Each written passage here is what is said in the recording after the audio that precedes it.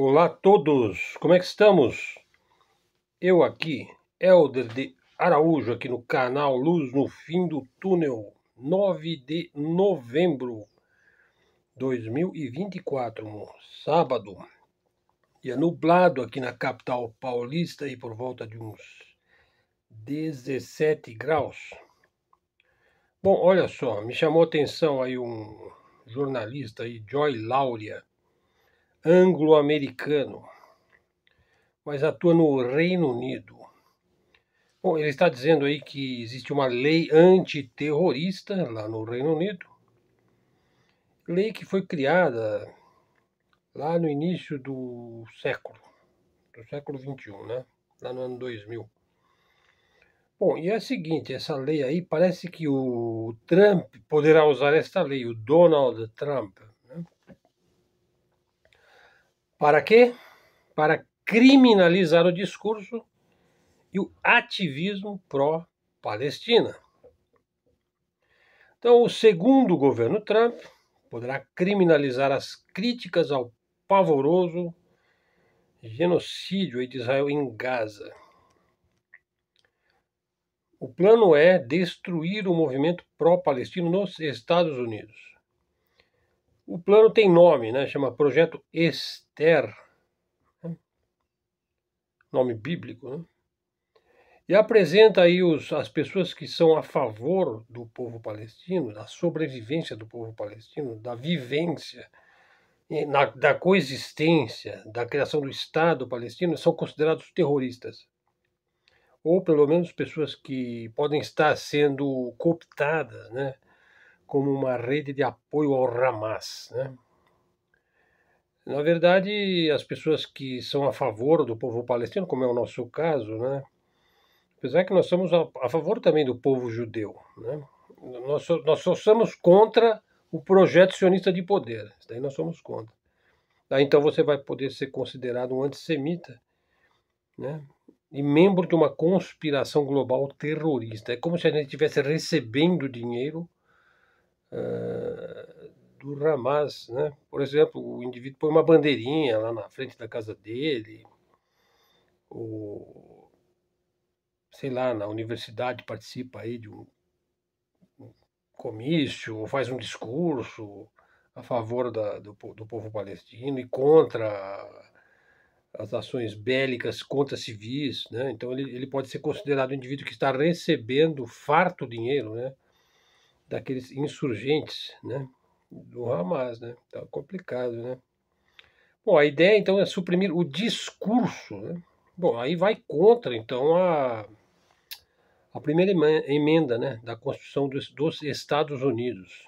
Veja só, vamos ver o que diz a emenda. Deixa eu ver se eu acho aqui no. Veja, a emenda diz o seguinte, ó, o Congresso, primeira emenda da Constituição dos Estados Unidos. Na primeira emenda diz o seguinte, ó, o Congresso não poderá restringir a liberdade de expressão, de imprensa ou de discurso. Bom, o Congresso não poderá. Bom, mas a Heritage Foundation não é o Congresso, né? Então o projeto aí da Heritage Foundation, um think tank conservador, né, um grande arauto do conservadorismo norte-americano, americanófila, né, sediado em Washington, faz parte aí do projeto Esther, aí o projeto 2025, né?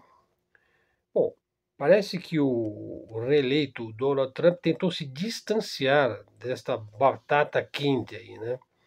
Acontece que o Trump ele é sionista, forte apoiador do Estado de Israel. Chegou a transferir a embaixada dos Estados Unidos contra a vontade dos islâmicos, dos muçulmanos e dos próprios árabes para Jerusalém. Foi um ato de provocação, né? Apoiou a anexação das colinas de Golã, que não eram de Israel. Aliás, boa parte de Israel, acho que uns 90% de Israel não era de Israel, né? Então pensem a respeito, né? Então ele foi contra aí era ilegal anexar as colinas de Golã conforme o Conselho de Segurança da ONU. Era ilegal, mas e desde quando o Estado sionista respeita alguma resolução da ONU nos conflitos gerados na região desde 1948, né? Bom, então o advogado aí de Nova York, o Dylan Saba, é um advogado nova-iorquino especializado em causas civis. Ele diz assim: a alegação da Heritage Foundation é que organizações pró-Palestina são uma ala de propaganda de atos terroristas do Hamas. É simplesmente esta balela, esta bobagem, esta bobajada tremenda, né? Quer dizer, jogar a crítica ao genocídio como ações de propaganda do Hamas e do Hezbollah. Quer dizer, vai ser difícil provar isso daí, né? Bom, esse projeto Esther aí, então, eu acho que não pode ir muito longe, né? O projeto diz que também vai expurgar a propaganda pró-Palestina das escolas, como se houvesse uma enorme propaganda pró-Palestina das escolas. Bom, nas escolas que eu dou aula eu nunca vi, né? Bom, depois vai intimidar os alunos a fim de que não participem dos protestos. Você não vai poder protestar. Bom, é uma espécie de criação de um medo, né, no público, né? Bom, eu acho assim, eu sugiro o seguinte ao Heritage Foundation, né, que faça uma marca, né, na pessoa, né? Por exemplo, imprima na pele do indivíduo HSO, Hamas Support Organization, né? Por exemplo, o indivíduo que tiver marcado, né, pela Heritage Foundation, né, ele representa uma terrível ameaça à segurança do povo judeu, né?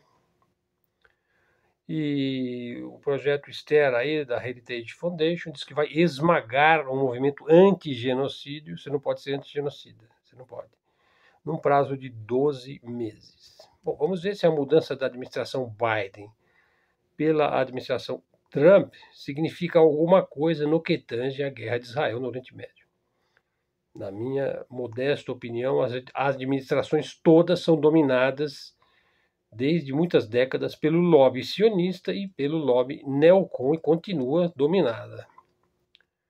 Bom, veja só, se um país aí, o Estado sionista de Israel, pode acusar e difamar impunemente o Antônio Guterres, que é secretário-geral da ONU, o que dirá o que ele pode fazer contra pessoas comuns, contra jornalistas, contra estudantes, né? Israel vai conseguir estar acima de críticas e processos judiciais que condenam o genocídio? Bom, acho que não, né? Será que o Trump vai seguir com este projeto aí e vai pisar na primeira emenda? Complicado, né, minha gente? Bom, então assunto inicial do nosso vídeo aqui. Veja, o Trump ele está no poder agora, né? Mas então o que vai acontecer? Veja, ele prometeu várias coisas, né? Por exemplo, diminuir a inflação, né? Acabar com a guerra na Ucrânia. Ele prometeu isso daí. Veja, ele prometeu liberar a lista lá do Brian Epstein, a lista das celebridades pedófilas lá da Ilha da Fantasia, da Ilha da Pedofilia e tudo. Ele prometeu proteger as fronteiras americanas dos Estados Unidos. Ele prometeu desmantelar o Deep State, né? Ele dizendo lá que ele ia drenar o pântano, né? Eu fiz um vídeo sobre isso daí, né? Ele prometeu eliminar a ideologia de gênero. E ele prometeu que ele não ia iniciar novas guerras. Várias promessas, né? Bom, vamos abordar aí um pouquinho essa promessa que o Trump fez aí, de que ele ia acabar com a guerra da Ucrânia, né? Bom, falando em termos práticos, ele simplesmente é impossível ele fazer isso daí, né? Isso simplesmente é impossível. Ele dizer que vai acabar com a guerra da Ucrânia com um telefonema para o Vladimir Putin. Veja, o Trump está falando aí para os seus adoradores, né? Querendo parecer maior do que ele já é, né?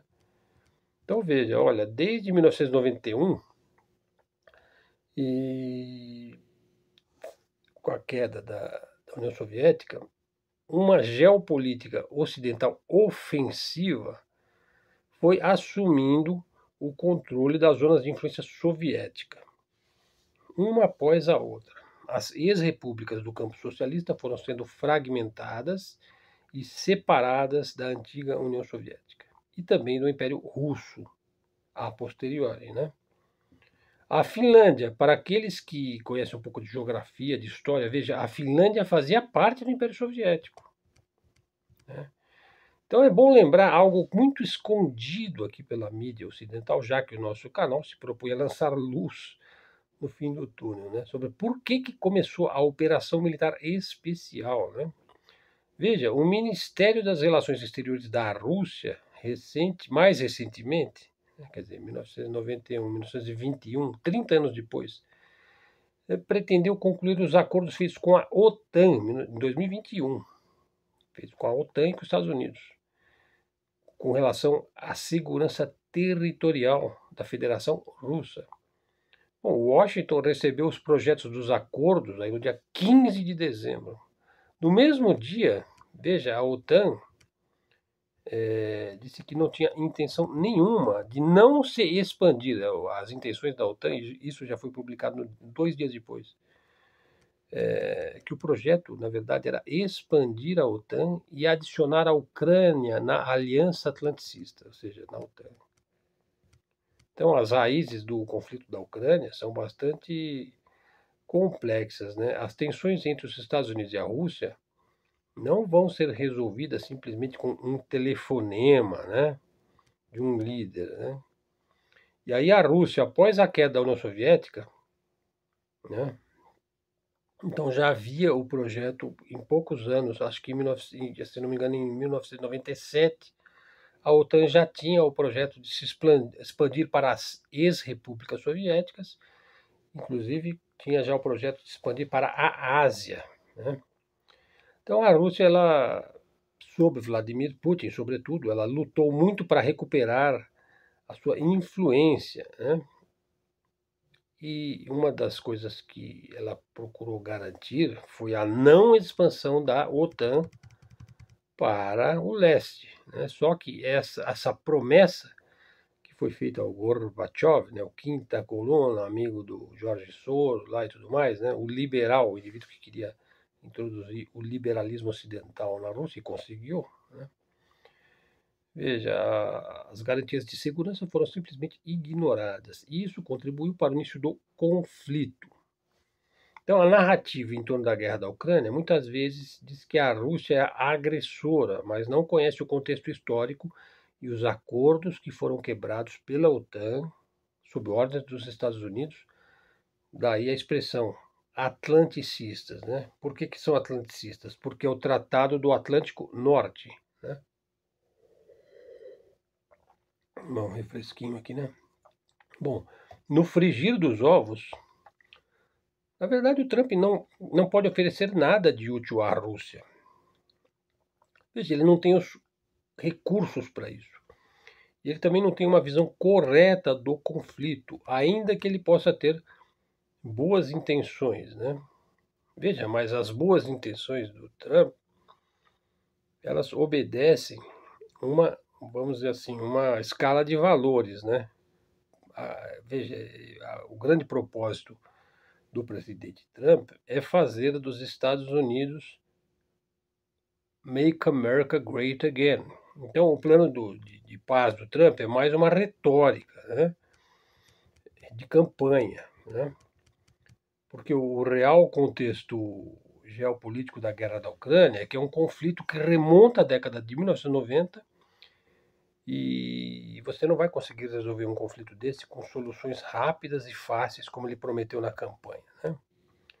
Veja, vamos lembrar, a economia dos Estados Unidos depende profundamente não só dos Estados Unidos, mas vamos dizer das corporações industriais, sobretudo ocidentais, né? As maiores corporações industriais, né, que se constituíram aí como trusts, holdings, monopólios, cartéis, né? Já no final do século XIX isso já estava acontecendo. A concentração de renda, vamos dizer, todas aquelas características que definem o capitalismo, né? Então, os Estados Unidos, do ponto de vista econômico, ele depende da exploração dos recursos de outros países. Qualquer tentativa de mudar essa dinâmica, essa dependência e essa exploração é perigosa para qualquer líder que se atreva a fazê-lo. né? Então você tem aí uma conexão, vamos dizer assim, uma íntima conexão entre a política externa dos Estados Unidos e a manutenção de seu status global.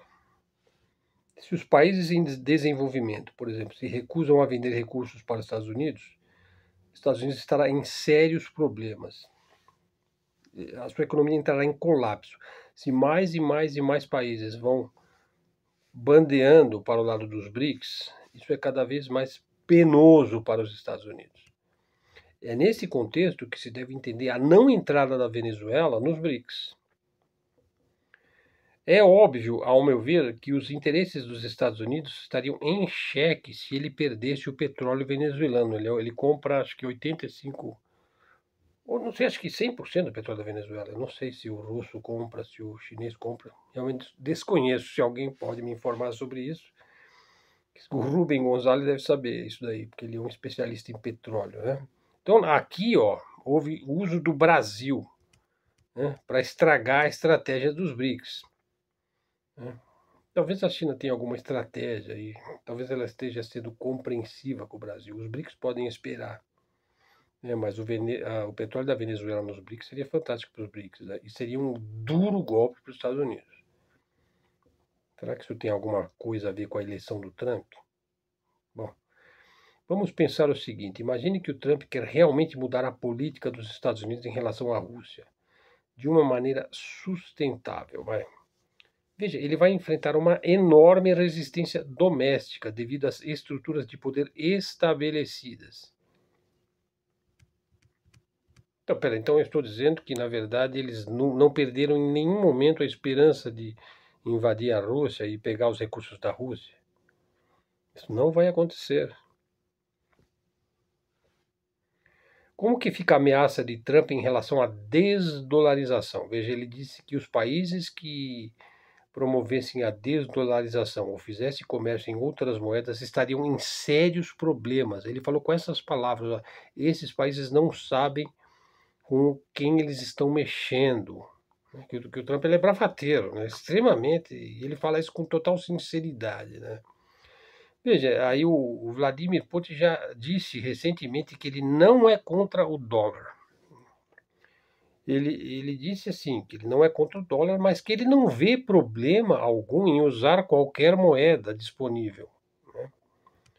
Veja, então, desde os primeiros dias aí do Trump, né, o Putin já esclareceu que ele não é contra o dólar, né, que ele está usando várias moedas porque o acesso ao dólar se tornou difícil para a Rússia, né? Bom, isso mostra a tensão, né, na relação entre o uso das moedas aí e as decisões políticas que estão afetando a economia global.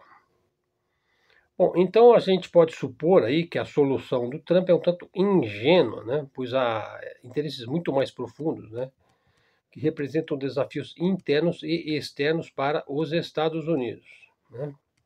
Bom, mas a guerra acabou, né? Ou não acabou? A Ucrânia agora tem zero chance de ser vitoriosa. Veja, a Ucrânia enfrenta uma situação extremamente complicada, com muito poucas chances de vencer, né? A Rússia, por ter a iniciativa militar, poderia estabelecer condições favoráveis para negociações de paz, né? Então precisaria de um mediador aí nesse processo de paz, né? Um mediador. Um país mediador ele deve estar fora de influência da área da OTAN, né? Ou mesmo da União Europeia. Veja, um país mediador ele teria que ter credibilidade para lidar com a situação, né? Por exemplo, a Arábia Saudita, Emirados Árabes Unidos, talvez a Índia, né, são candidatos neutros. Bom, talvez o Brasil, né? Veja, a Rússia e os Estados Unidos são amigos. Realmente, eles são amigos de alguém. É possível uma aliança Rússia e Estados Unidos para confrontar a China, que tem sido aí uma consideração crescente na geopolítica atual? Será que a Rússia e os Estados Unidos estão buscando formar uma aliança? Eu acho que eles não estão formando uma aliança coisa nenhuma, contra nenhum país em particular. eles estão querendo administrar suas próprias relações em uma ordem mundial que está mudando. Acho até que a Rússia está mais à frente do que os Estados Unidos nessa mudança, né? Aliás, ela lidera essa mudança juntamente com a China, né?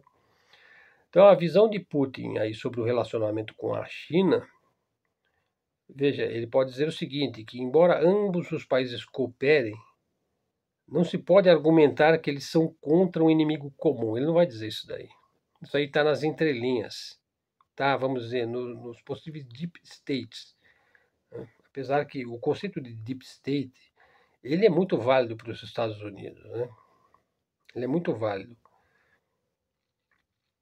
Por exemplo, o movimento neocon, o lobby sionista, as poderosíssimas famílias americanas, lá, a família Bush, a família Rockefeller, aqueles indivíduos por trás dos democratas, lá, os Clinton, Obamas, e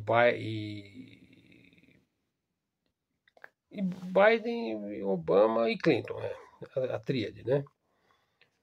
Então, você tem um deep state forte nos Estados Unidos, mas esse conceito de deep state ele não é tão válido assim para a China. Também não é válido a crítica que o Ocidente faz à China quando ele diz é um regime totalitário de partido único. Isso é rigorosamente falso. Na China tem 9 partidos políticos. Vou fazer um parênteses. A China tem 9 partidos políticos. Claro que o Partido Comunista é preponderante. O governo da China é governado pelo Partido Comunista. Isso, ninguém duvida disso daí. Mas esses 8 partidos, então, eles atuam como vozes discordantes dentro do próprio Partido Comunista. Quer dizer, ele é saudável essa discordância, esse contraponto. A China é um país que tem mais de 100 etnias diferentes. Então você não pode afirmar que exista um deep state na China. Porque, a grosso modo, quando você tem um Estado forte, um Estado com uma liderança sólida, onde o governo e a política de Estado, que é uma coisa muito mais ampla, de séculos, né, estão praticamente unidas, e o governante ele representa essa política de Estado, daí a ideia de dinastia, né, que é uma coisa que pode durar 300, 400, 500, 1000 anos. Né. Então, agora, a dinastia é do Partido Comunista da China. Então, ele é o próprio Deep State. Não é melhor quando você já é diretamente governado pelo próprio Deep State? E ele não usa a democracia para sabotar as pessoas, como ocorre aqui no Ocidente, que a democracia aqui é um engodo, na minha opinião. Né? Bom, então, voltando, né? Não se pode argumentar que a Rússia e a China vão dizer abertamente que elas têm um inimigo em comum. Né? Veja, eles são diplomáticos, né? E essa diplomacia reflete a complexidade do ambiente geopolítico, né? E a necessidade de se adaptar, né? Veja, então você vê, agora como você tem um mundo tripolar, os Estados Unidos também vão ter que se adaptar. Né? E o Trump ele fala muito, né? Mas na verdade já foi declarado aí que o peso está praticamente se equiparando aí. Só que a Rússia e a China são muito mais cuidadosos, porque eles sabem do enorme peso militar e econômico dos Estados Unidos. Né? Então, assim, a Rússia precisa da China, mas os chineses precisam da Rússia. Vejam, não que eles sejam grandes amigos, no mesmo sentido, né? Mas uma unificação de interesses entre a Rússia e a China é evidente. Veja, ambos os países passaram a depender mais um do outro sob vários aspectos, principalmente por causa da guerra da Ucrânia e, naturalmente, por causa que a China também começou a sofrer sanções dos Estados Unidos. E é tudo o que o Trump promete para a China. Né? Não que existam grandes laços profundos de amizade entre russos e chineses. Veja, é uma necessidade alimentada por uma situação geopolítica.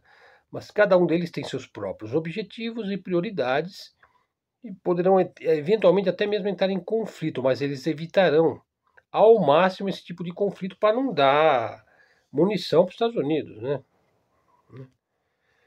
Então, apesar aí das declarações de cooperação e amizade, né, o comércio entre a Rússia e seus parceiros na Ásia talvez seja um pouco contraditório. Veja, a Rússia exporta ainda muitos recursos estratégicos para o Ocidente.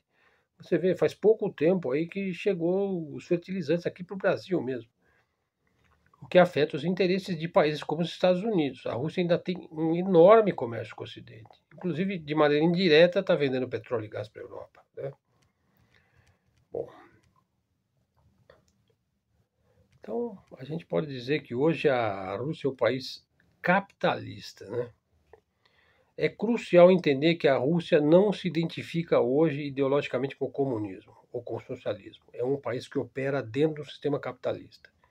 Veja, isso tem implicações muito relevantes sobre a política interna e externa de como que aquele país é gerenciado, né? Então, por exemplo, você tem preocupações hoje na Rússia de ordem economicista. Por exemplo, altas taxas de juros, situação das pequenas empresas, qual que é o ambiente tributário, o que pode ser prejudicial para a classe trabalhadora. Por exemplo, hoje a Rússia trabalha em pleno emprego, né? Então é uma abordagem capitalista e economicista, né? Liberal. Esse liberalismo veio crescendo lá desde a década de 90, né? Que foi uma década terrível para a Rússia, né? Até para ela poder se adaptar a esse ambiente de negócios, de competitividade, né? Então a Rússia hoje ela está lidando com suas relações comerciais com o mundo, particularmente com a China e o Ocidente, né?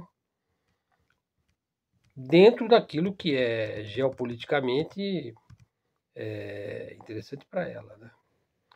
Então pode-se dizer assim, então para chegar onde eu queria, o objetivo do Trump é separar a Rússia da China. Ele falou isso explicitamente.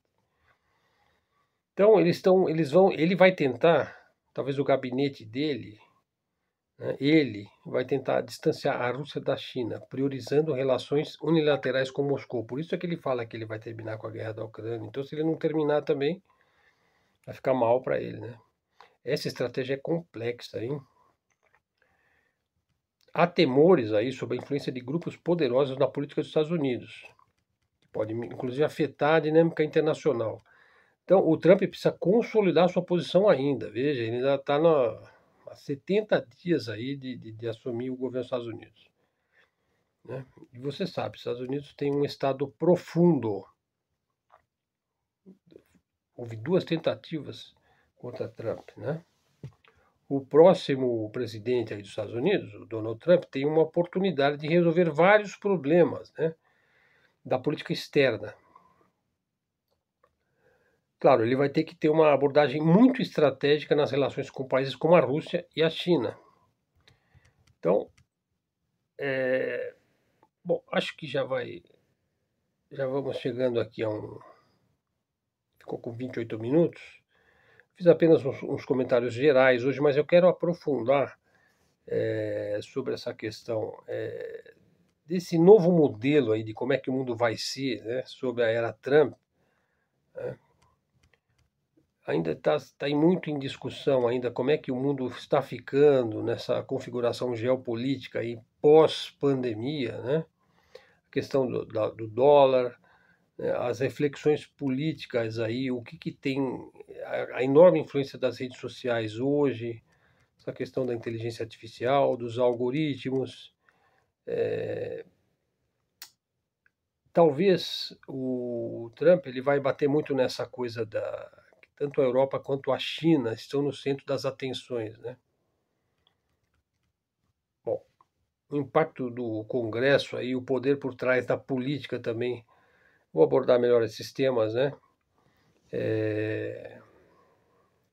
Bom, vamos ficando por aqui, né? Ok, pessoal? Eu não quis deixar de fazer o vídeo hoje, na verdade eu não ia fazer. E estou pensando em fazer na forma de live, né? E abordar temas assim, tópicos, assuntos, e deixar aberto o chat. Vamos ver se eu consigo. Talvez amanhã eu faça isso. Vamos ver. Amanhã, não, amanhã vai ser difícil. Mas na semana que vem nós vamos tentar fazê-lo, né? Porque, por exemplo, às vezes eu elaboro muito bem o texto, né? Muito bem elaborado, trabalhado, para ficar com a cara do canal e tal. Mas tem dia que não dá para fazer isso, né? Ok? Bom, então obrigado a todos. Nem vou dar aqueles jargões finais aí do canal, Pix, acionar o sininho, trazer um seguidor. Nem vou chamar muita atenção nesse ponto, né? Quem está no canal sabe por que que tá, né? Ok, pessoal? Então obrigado a todos aí. Até a próxima e fiquem com Deus.